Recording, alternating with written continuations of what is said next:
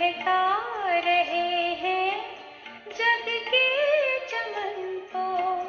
हम फूल तेरे हैं, कलियां तुम्हारी, मेरे ब्रह्मा बाबा। मधुबन के माली तुम्हें याद करती, ये बगिया तुम्हारी, मेरे ब्रह्मा बाबा।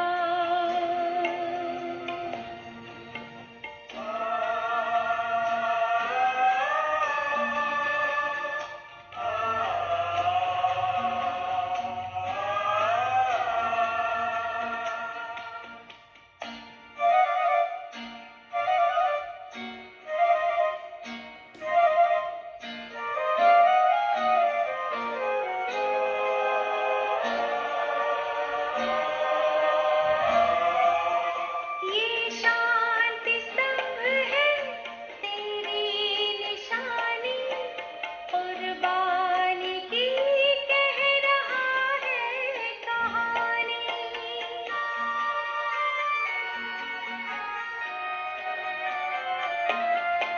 ये शांति स्तंभ है तेरी निशानी, कुर्बानी की कह रहा है कहानी। वही प्यार उपकार को सोच करके सजल हो गई बाबा किया हमारी, मेरे ब्रह्मा बाबा। मधुबन के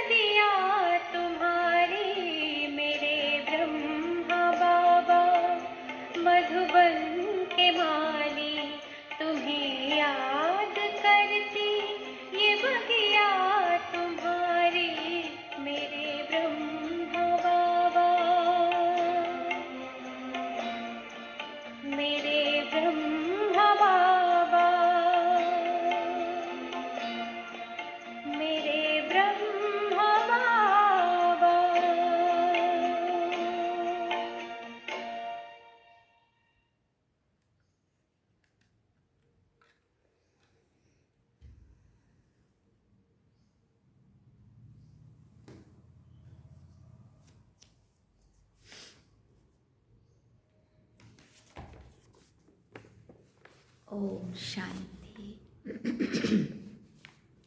बाबा गुड मॉर्निंग। आज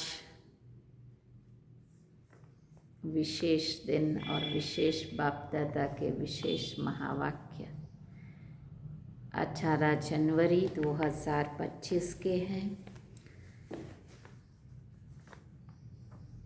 पिताश्री जी के पुण्य स्मृति दिवस पर प्रातः क्लास में सुनाने के लिए बाप दादा के मधुर अनमोल महावाक्य जो भी हम सभी सुनेंगे। आज का दिन तो आप सब जानते हैं, स्मृति दिवस सो स्मृति दिवस है।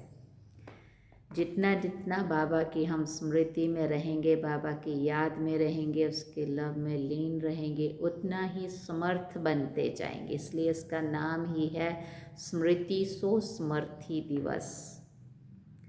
कि आज खास तो बाबा को हम सभी मौन में भी रहते हैं, याद भी करना नहीं पड़ता, ऑटोमेटिकली याद आती है आज के दिन तो, है ना।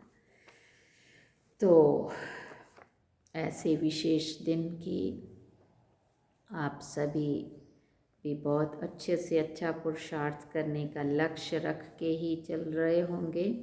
और एक दिन तो क्या, लेकिन इसके लिए तो पूरा जनवरी मास हम लोग तपस्या करते हैं आज के विशेष दिन के लिए, ताकि हम बहुत से बहुत कमाई कर सकें, बहुत से बहुत आत्मा की ऊंची और ऐसी सतो प्रधान अपनी स्टेज बना सके, है ना। तो उसके लिए भी आज सुनेंगे बाबा के महावाक्य। शाम को तो बाबा आएंगे लाइव में, हम सभी मिलेंगे, लेकिन अभी आज का क्या इशारा है बाबा का वो सुनते हैं।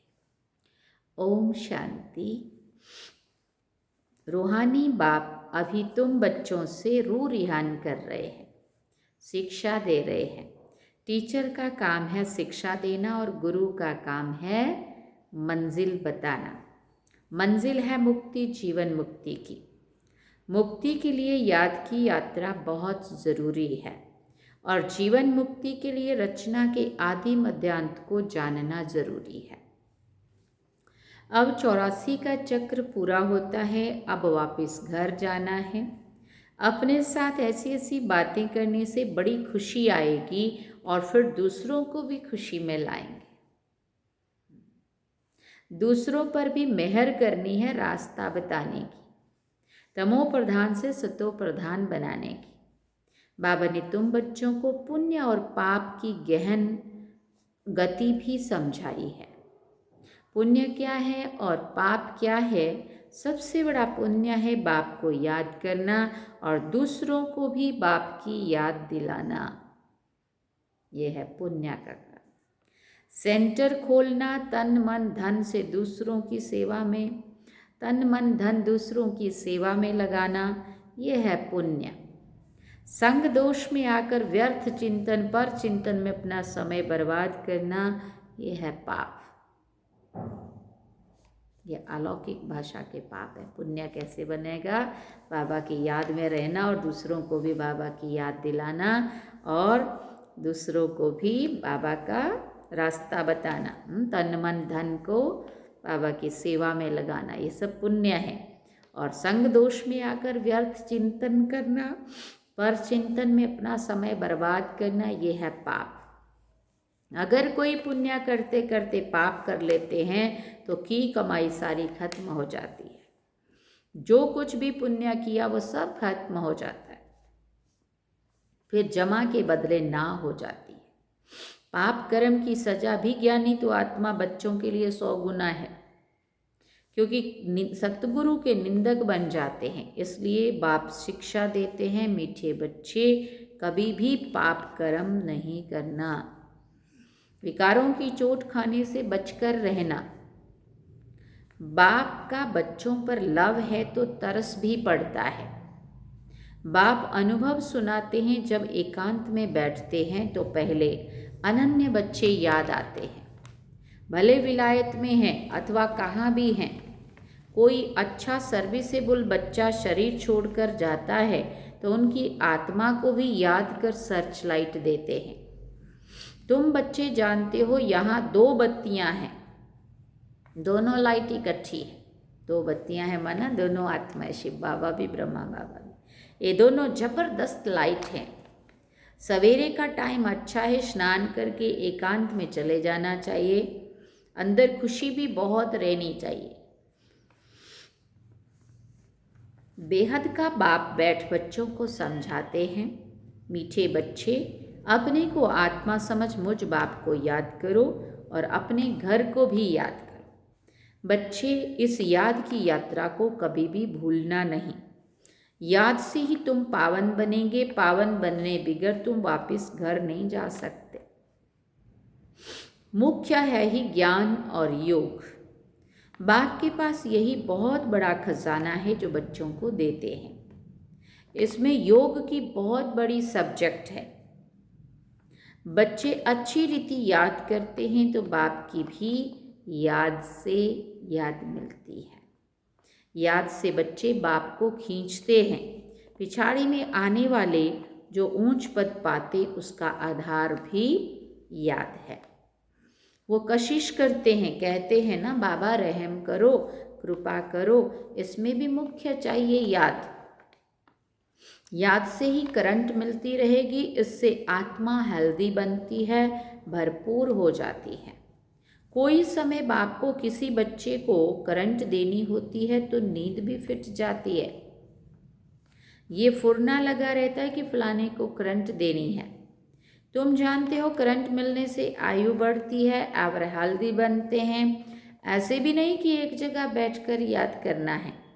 बाप समझाते चलते फिरते भोजन खाते कार्य करते भी बाप को याद करो। कर्म योगी। दूसरे को करंट देनी है तो रात्रि को भी जागो। बच्चों को समझाया है। अब क्या समझाया है बाबा ने बच्चों को? सवेरे उठकर जितना बाप को याद करेंगे उतना कशिश होगी। बाप भी सर्च लाइट देंगे। आत्मा को याद करना अर्थात सर्च लाइट देना। फिर इसको कृपा कहो, आशीर्वाद कहो। तुम बच्चे जानते हो ये अनादि बना बनाया ड्रामा है। ये हार जीत का खेल है। जो होता है वो ठीक है। क्रिएटर को ड्रामा ज़रूर पसंद होगा ना, तो क्रिएटर के बच्चों को भी पसंद होगा। इस ड्रामा में बाप एक ही बार आकर बच्चों के पास बच्चों की दिल व जान सीख व प्रेम से सेवा करने आते हैं। बाप को तो सब बच्चे प्यारे हैं। तुम जानते हो सतयुग में भी सब एक दो को बहुत प्यार करते हैं। जानवरों में भी प्यार रहता है। ऐसे कोई जानवर नहीं होते जो प्यार से ना रहें। तो तुम बच्चों को यहाँ मास्टर प्यार का सागर बनना है। यहाँ बनेंगे तो वो संस्कार अविनाशी बन जाएंगे। बाप कहते हैं कल्प पहले मिसल हूबहू फिर से प्यारा बनाने आया हूँ। कभी किसी बच्चे का गुस्से का आवाज़ सुनने में आता है तो बाप शिक्षा देते हैं बच्चे गुस्सा करना ठीक नहीं है। इससे तुम भी दुखी होंगे और दूसरों को भी दुखी करेंगे। बाप सदा काल का सुख देने वाला है तो बच्चों को भी बाप समान बनना है। एक दो को कभी दुख नहीं देना है। बहुत बहुत लवली बनना है। लवली बाप को बहुत लव से याद करेंगे तो अपना भी कल्याण दूसरों का भी कल्याण करेंगे। अभी विश्व का मालिक तुम्हारे पास मेहमान बनकर आया है। तुम बच्चों के सहयोग से ही विश्व का कल्याण होना है। जैसे तुम रूहानी बच्चों को बाप अति प्यारा लगता, वैसे बाप को भी तुम रूहानी बच्चे बहुत प्यारे लगते हो, क्योंकि तुम ही श्रीमत पर सारे विश्व का कल्याण करने वाले हो। अभी तुम यहाँ ईश्वरीय परिवार में बैठे हो। बाप सन्मुख बैठा है। तुम ही से खाऊं, तुम ही से बैठूं, तुम जानते हो। शिव बाबा इसमें आकर कहते हैं मीठे बच्चे, देह सहित देह के सभी संबंधों को भूल मामिकम याद करो। ये अंतिम जन्म है। ये पुरानी दुनिया पुरानी देह खलास हो जानी है। कहावत भी है आप मोए मर गई दुनिया। पुरुषार्थ के लिए थोड़ा सा संगम का समय है। बच्चे पूछते हैं, बाबा ये पढ़ाई कब तक चलेगी? तो बाबा कहते हैं, जब तक दैवी राजधानी स्थापन हो जाए तब तक सुनाते रहेंगे, फिर ट्रांसफ़र होंगे नई दुनिया में। बाबा कितना निरहंकार से तुम बच्चों की सेवा करते हैं, तो तुम बच्चों को भी इतनी सेवा करनी चाहिए, श्रीमत पर चलना चाहिए। कहाँ अपनी मत दिखाई तो तकदीर को लकीर लग जाएगी। तुम ब्राह्मण ईश्वरीय संतान हो, ब्रह्मा की औलाद भाई बहन हो, ईश्वरीय पोतरे पोत्रियां हो, उनसे वर्षा ले रहे हो। जितना पुरुषार्थ करेंगे उतना ऊंच पद पाएंगे। उसमें साक्षी रहने का भी बहुत अभ्यास चाहिए। बाप का पहला फरमान है अशरीरी भव, देही अभिमानी भव। अपने को आत्मा समझ मुझ बाप को याद करो, तब ही तो जो खाद पड़ी है वो निकलेगी, सच्चा सोना बन जाएंगे। तुम बच्चे अधिकार से कह सकते हो, बाबा ओ मीठे बाबा, आपने मुझे अपना बना के सब कुछ वर्षे में दे दिया है, इस वर्षे को कोई छीन नहीं सकता है। इतना तुम बच्चों को नशा रहना चाहिए। तुम ही सभी को मुक्ति, जीवन मुक्ति का रास्ता बताने वाले लाइट हाउस हो। उठते बैठते चलते फिरते तुम लाइट हाउस होकर रहो। बाप कहते हैं, बच्चे अब टाइम बहुत थोड़ा है, गाया भी जाता है एक घड़ी आधी की भी आधी। जितना हो सके एक बाप को याद करने में लग जाओ और फिर चार्ट को बढ़ाते रहो।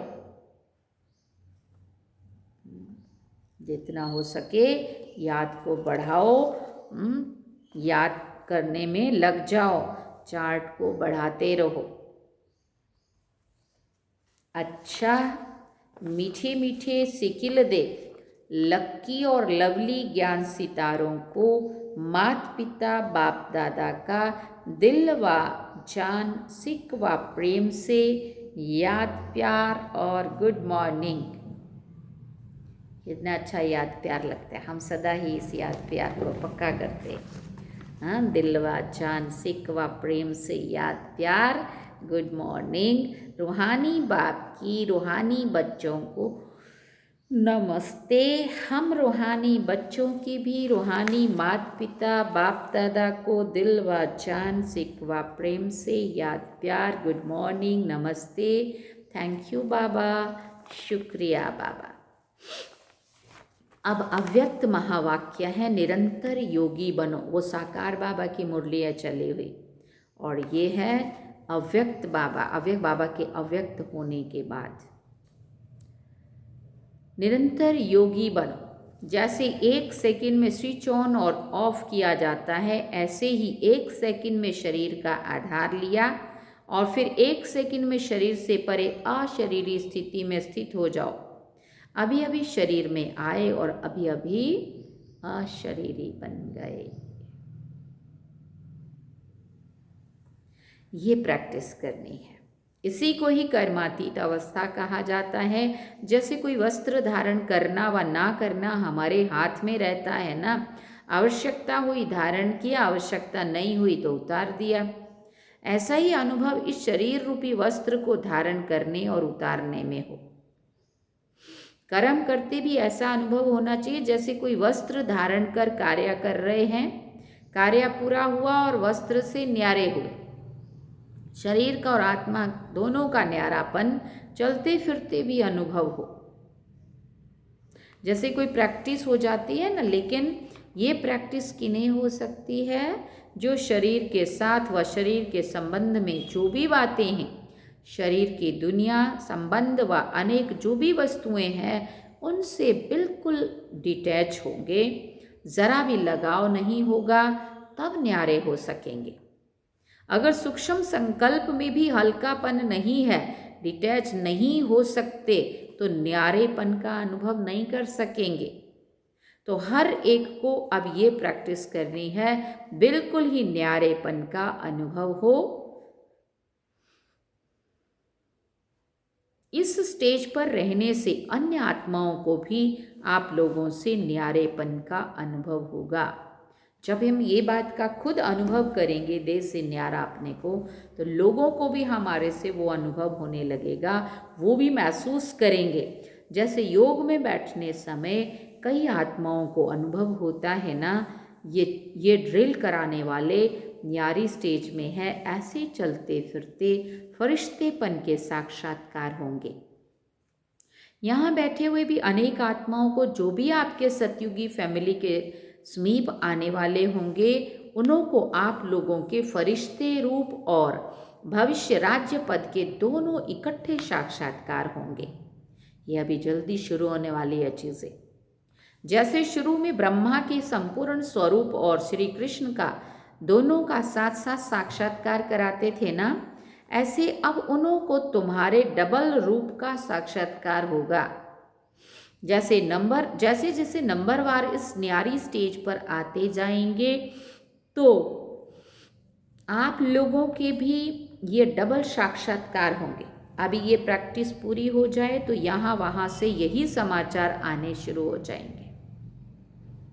जैसे शुरू में घर में बैठे भी अपने समीप वाली आने वाली आत्माओं को साक्षात्कार हुए ना, वैसे अब भी साक्षात्कार होंगे। ऐसे बैठे भी बेहद में आप लोगों का सूक्ष्म स्वरूप सर्विस करेगा। अब यही सर्विस रही हुई है। साकार में भी एग्जाम्पल तो देख लिया ना, सभी बातें ड्रामानुसार नंबरवार होनी ही है।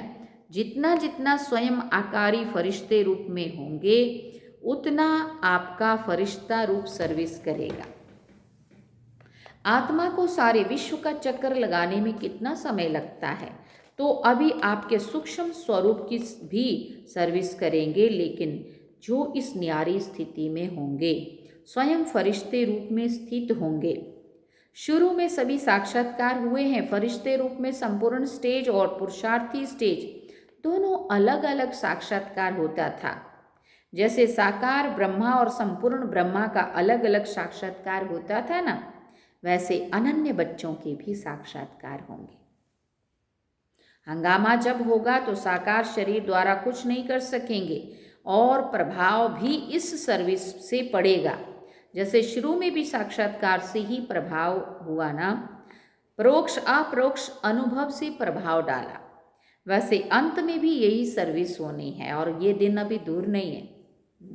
अभी पर्दा खुला कि खुला, बाबा ने बहुत इंतज़ार कर लिया सबका, है ना। अब पर्दा खुलने ही वाला है। बाबा कहते, इसलिए बाबा बहुत जोर दे रहे हैं, पुरुषार्थ करो, चार्ट रखो, याद को बढ़ाओ। अपने संपूर्ण स्वरूप का साक्षात्कार अपने आप को होता है। अपनी शक्तियों को पुकारना शुरू हो गया है। अभी परमात्मा को कम पुकारते हैं, शक्तियों की पुकार तेज रफ्तार से चालू हो गई है। तो ऐसी प्रैक्टिस बीच बीच में करनी है। आदत पड़ जाने से फिर बहुत आनंद फील होगा। 1 सेकंड में आत्मा शरीर से न्यारी हो जाएगी, प्रैक्टिस हो जाएगी। अभी ये पुरुषार्थ करना है। फिर बाबा ने कहा, वर्तमान समय मनन शक्ति से आत्मा में सर्व शक्तियाँ भरने की आवश्यकता है। तब मगन अवस्था रहेगी और विघ्न टल जाएंगे। विघ्नों की लहर तब आती है जब रूहानियत की तरफ फोर्स कम हो जाता है। तो वर्तमान समय शिवरात्रि की सर्विस के पहले स्वयं में शक्ति भरने का फोर्स चाहिए। भी बाबा ने टाइम दे दिया शिवरात्रि के पहले। भले योग के प्रोग्राम रखते हो, लेकिन योग द्वारा शक्तियों का अनुभव करना कराना, अब ऐसी क्लासेस की आवश्यकता है। प्रैक्टिकल अपने योग बल के आधार से औरों को भी बल देना है। सिर्फ बाहर की सर्विस के साथ प्लान नहीं सोचने हैं, लेकिन पूरी ही नज़र चाहिए सभी तरफ। जो निमित्त बने हुए हैं उन्हों को ये ख्यालात आनी चाहिए कि हमारी फुलवारी किस बात में कमज़ोर है। किसी भी रीति से अपने फुलवारी की कमज़ोरी पर कड़ी दृष्टि रखनी चाहिए। समय देकर भी कमज़ोरियों को खत्म करना है। बाबा ने कहा, जैसे साकार रूप को देखा, ऐसे कोई भी ऐसी लहर का समय होता तो दिन रात प्रकाश देने की विशेष सेवा सर्विस, विशेष प्लान्स चलते थे। निर्बल आत्माओं को बल भरने का विशेष अटेंशन रहता था। जिससे अनेक आत्माओं को अनुभव भी होता था। रात रात को भी समय निकाल आत्माओं को स्काश भरने की सर्विस चलती थी। तो अभी विशेष स्काश देने की सर्विस करनी है। लाइट हाउस माइट हाउस बनकर ये सर्विस खास करनी है, तब चारों ओर लाइट माइट का प्रभाव फैलेगा। अभी यही आवश्यकता है। जैसे जैसे कोई साहूकार होता है तो अपने नज़दीक संबंधियों को मदद देकर ऊंचा उठा लेता है। ऐसे वर्तमान समय जो भी कमज़ोर आत्माएं संपर्क और संबंध में है, उन्हों को विशेष काश देनी है। किसको देनी है? वर्तमान समय में जो भी कमज़ोर आत्माएं संपर्क और संबंध में है, संबंध संपर्क वाली कमज़ोर आत्माएं, उन्हों को विशेष काश देनी है। अच्छा, आज का वरदान है, 1000 भुजा वाले ब्रह्मा बाप के साथ का निरंतर अनुभव करने वाले सच्चे स्नेही भव। 1000 भुजा वाले ब्रह्मा बाप के साथ निरंतर अनुभव करने वाले सच्चे स्नेही भव। वर्तमान समय 1000 भुजा वाले ब्रह्मा बाप ने रूप का पार्ट, ब्रह्मा बाप के रूप का पार्ट चल रहा है। जैसे आत्मा के बिना भुजा कुछ नहीं कर सकती है, वैसे बाप दादा के बिना भुजा रूपी बच्चे कुछ नहीं कर सकते हैं। हर कार्य में पहले बाप का सहयोग है। जब तक स्थापना का पार्ट है तब तक बाप दादा बच्चों के हर संकल्प और सेकंड में साथ साथ हैं। इसलिए कभी भी जादुई का पर्दा डाल वियोगी नहीं बनो।